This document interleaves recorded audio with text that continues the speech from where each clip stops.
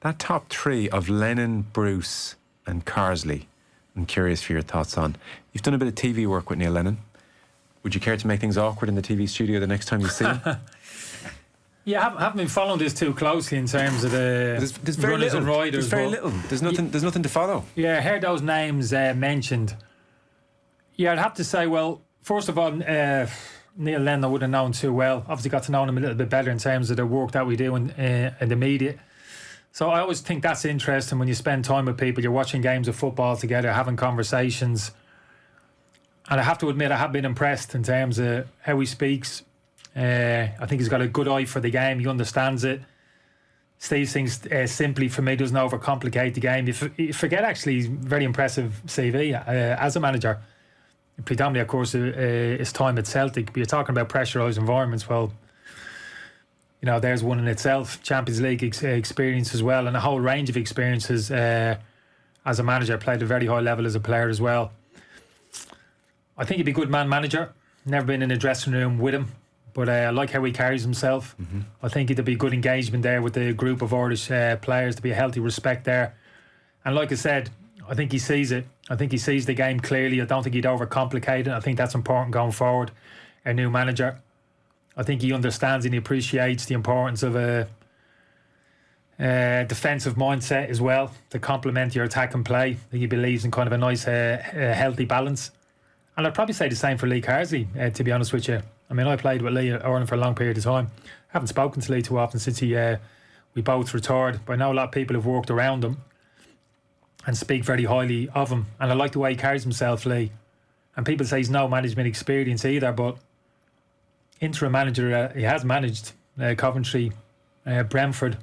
I remember him getting a Manager of the Month award actually when he was at Brentford. Went on to manage the Blues only on an interim basis and stepped aside at those football clubs, almost backed into the shadows. So Lee strikes me as somebody, and I know this anyway from his character, no big ego there.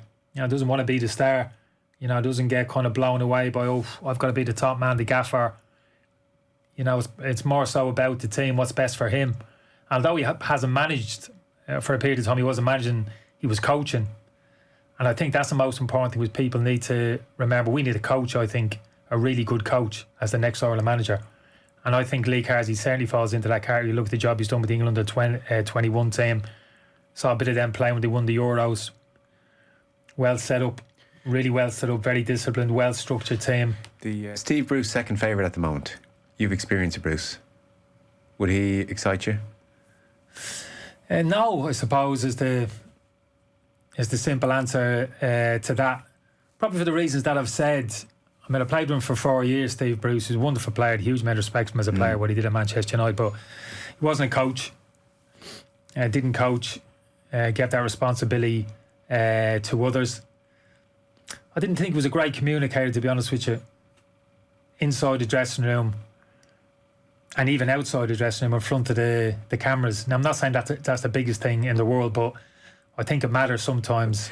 In short, Bruce wouldn't excite you massively, so that's fair enough. You're entitled to your opinion. I just felt someone of that ilk. If somehow the perception is there, we need somebody kind of more experienced, been around the block, that type of thing. You know, I don't necessarily feel in football management, wisdom necessarily follows experience in a lot of cases. With some, yeah, absolutely. Others, not so much. For me, I see managers managing. There's like a merry-go-round that you get on almost. Yeah, but they're managing the same way as they were kind of 20 years ago, you know, so that's all. But I think if you're looking for that ilk, I mean, Chris Hughton would be the one for me. I'd certainly consider. He has that kind of wealth of experience. Obviously, he has that association with the senior international team. Nice personality, engages very well with the players, and I think he'd get a good team of people around him. And I think we should factor in, as we mentioned that already, about it's not just about the managers, it's about the management team. That really is important. And we've got some good coaches around at the moment. In England, I think it is Stephen Reid here, Andy Reid and Notts Forest. Mark Kenny was actually managing at Lincoln. Cors Fleming's managed at Bristol City. Obviously, Josh has gone in at Birmingham City. Keith obviously has moved on, and likely he'd come back. So I hope people aren't like, it has to be an Irish man, does it have to be Irish coaches? Well, ideally, yeah. Why? Anthony Barry was in, did brilliantly. Yeah, and he was out. And he was out, sure. So that's my point. Damien Duff was also out, so there's no Yeah, for guarantee different someone reasons. stays. Yeah, but for different reasons. But Damien Duff didn't go out to better themselves because he had a better offer.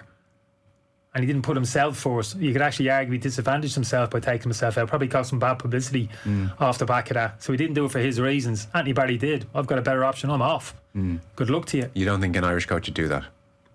Less likely because you're invested. Yeah. You've got that association, you've got that history, you've almost got that emotional attachment. Yeah. So that's what I see.